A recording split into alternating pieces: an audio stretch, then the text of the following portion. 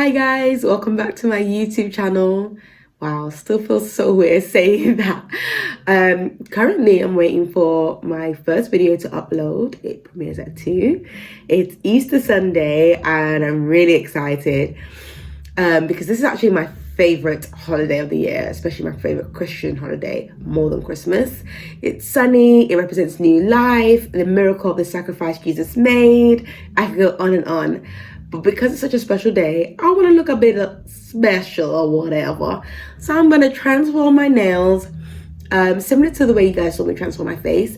And I'll be talking a bit about my preparations for my transfusion next week, while I show you how to get your nails from drab to fab. So first things first, I'm going to prep my nails and you'll stop seeing all of this and you'll start seeing more of this. Okay, get into it. So as you can see, I've got my situation all prepped or whatever. This is going to be the nail color of choice.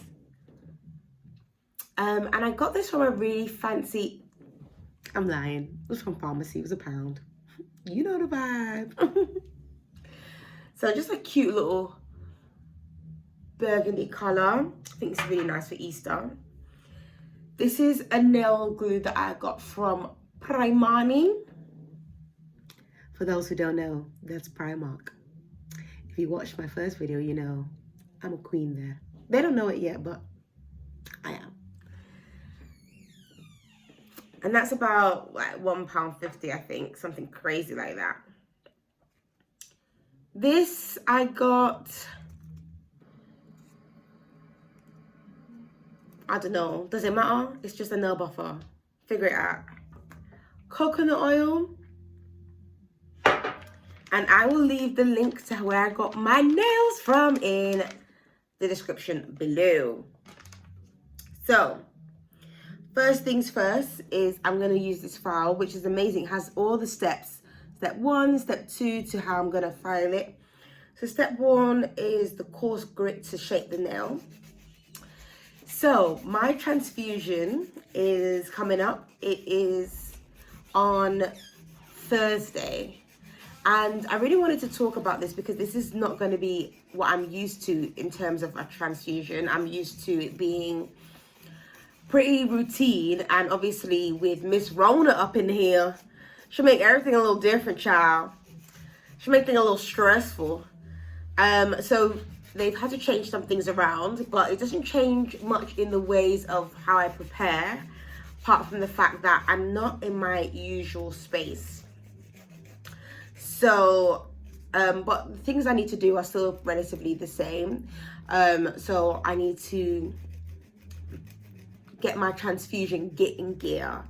So I try to make sure I've got something comfortable to wear, something that is short sleeved or sleeveless, something that has layers. If it's cold, I can just layer up. Thank God the weather's so nice. I can get away from just wearing a short sleeve top and maybe some leggings if the weather's nice enough. Usually I would wear some joggers, just something that feels comfortable as I am doing something that's very uncomfortable. So the reason why I usually have my my arms exposed is because that's how they do it. They put 2 needles in my arms, and I will be taking you guys along that journey and filming that the best way I can.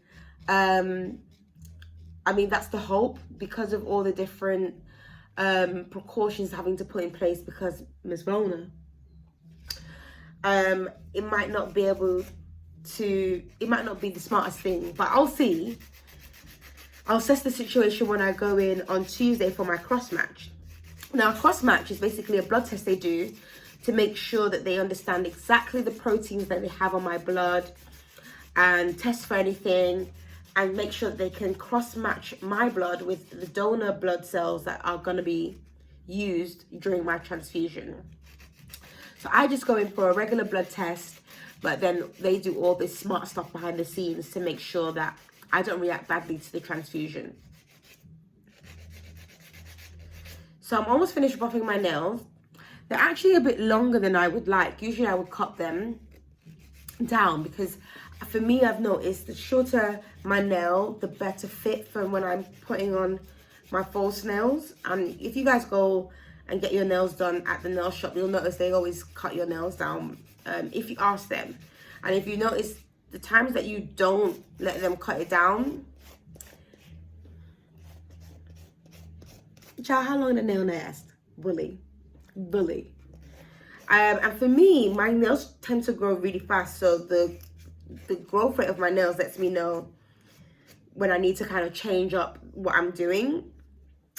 So that's step 1. Step 2, I'm gonna go through really quickly because these are not in bad shape, and that's the other thing that's so great about doing this kind of nail process is it doesn't damage your nails. When you're taking them off, it's not something that afterwards you're like, oh my gosh, my nails are in such bad condition, they need time to breathe, they need this and that. Nah, you're good. You're just filing off any excess glue, shaping it down. Like I say, I usually cut them just so that it's a nicer fit, but I'm not going to worry about that at this point because I'm not sure how long I'll keep the nails on. Usually I wouldn't do fresh nails just before a transfusion, but it's Easter Sunday. So I've done side 3. Side 4 is condition the nail. Can do that quite nicely. So once I get back, that's when the hard work starts because I'm really weak after my transfusion and I'm staying somewhere now where I won't have to go up any stairs to go to the toilet or to go to the kitchen, so that should really help. So one thing I always try to make sure I have is plenty of fluids because I just need to really hydrate. As someone who has sickle cell, I should be drinking more than the average person anyway. You guys don't probably drink as much as you should, which is like 2 to 3 liters a day. I definitely drink around 4 to 5 a day, 100%. And when you're weaker, that's what you really need as well. So you just need your fluids. So I always have squash just because water is great, but after a while it's just like dead. But also it's good for me to have a bit of sugar because I don't have the greatest sweet tooth. So just to keep my blood sugars going, I say have a bit of squash. That's step 4. Step 5 is to smooth the nails. So I'm just gonna. And I try to cook in advance, so I'll definitely will be doing a video soon about some of the bulk cooking I do beforehand. This time around, I've made 4 pork steaks in their own beautiful gravy, or as my mom would say, meat liquor. And let me know whether she should sue the restaurant meat liquor because she's been saying that a long time. Let me know. So yeah, that'll be that. And I'll make some rice. I'll order one of my favorite stews from a Nigerian takeaway, which will be ayamashi or fada stew. I just love it, guys. It's spicy. I just feel good. It's just a bit of comfort food. I love comfort food when I'm recovering and food that I don't have to cook. But these are Rona times, so I still want to be quite conservative with my spending. So I'll just buy 1 case of the stew and I'll just make sure I have some greens on deck. I've got my kale and my indomie, which is a comfort food I love. Hopefully you guys have been watching the snap uploads I've been doing per video, and you can see some of the preparations I've been making because I document all that on my Snapchat, and that's going to be something in between each video. You're going to get to see my snaps on my day-to-day. That's step 5. Step 6 is the nail buffer. So you see, we're getting the nails really nice and healthy. Look at that, lovely. Getting the nails really nice and healthy. I'm not like I'm not doing all the cuticle cutting. I'm not doing all of that. This is just getting it nice and smooth and even so that I can apply the nail glue and the the fake nail will just stick on there quite nicely. That's the goal. That's the goal. So I've got my foods, snacks that I might like tortilla chips or nachos, just because I find that sometimes it's hard to keep drinking, and if I have something that will make me want to be hydrating, that will make me a bit thirsty, then I should go for it. So now we are up to the last 2 steps. 7. Ciao, I'm at the last step. Polish and shine. Polish and shine. Step 7. So after this step, I'm going to add the coconut oil. Just a little amount at the bed of my nail. And then I'll get all my nails out. Size them alongside. I know the numbers that fit me, but I just wanted to show you guys, if it was you, the best way to kind of judge the best nails size for you. I've been told I'm very lucky, like I've got the perfect kind of nail shape for these things. I don't know if you have like a different shape, if it makes it harder, but they come all numbered. So what I like to do, I like to start with the biggest number, which is also the fatter size, and just roughly measure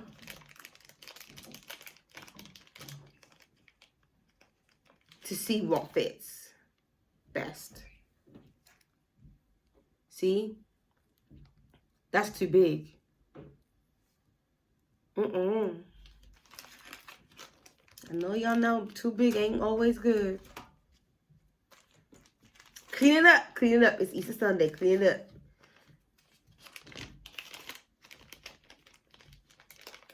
Hold on. Didn't I say I was going to put the coconut on first?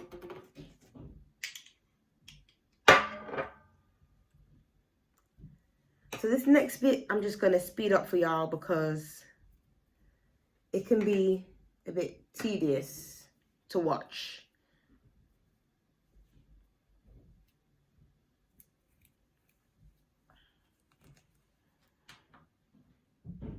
So as you can see, I am measuring each nail to see if I can get the perfect fit, and then I'm just laying them down in order of thumb to pinky nail so that they're ready for me to glue on.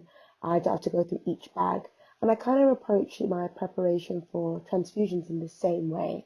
I cook things in beforehand and freeze them individually so that either whoever's helping me out or myself, it's just easily accessible for me to warm up food and have snacks like sliced up fruit or tortilla chips or popcorn that I can just have and sustain me while I'm going through a really hard recovery, because it's really draining when you go for these transfusions, well, for me personally. And then I also try to do a mental preparation and for what I might need emotionally. So I try to pick out a Bible plan that's not too mentally draining, maybe just listening to a short video so that I'm still getting fed the soul food that I need.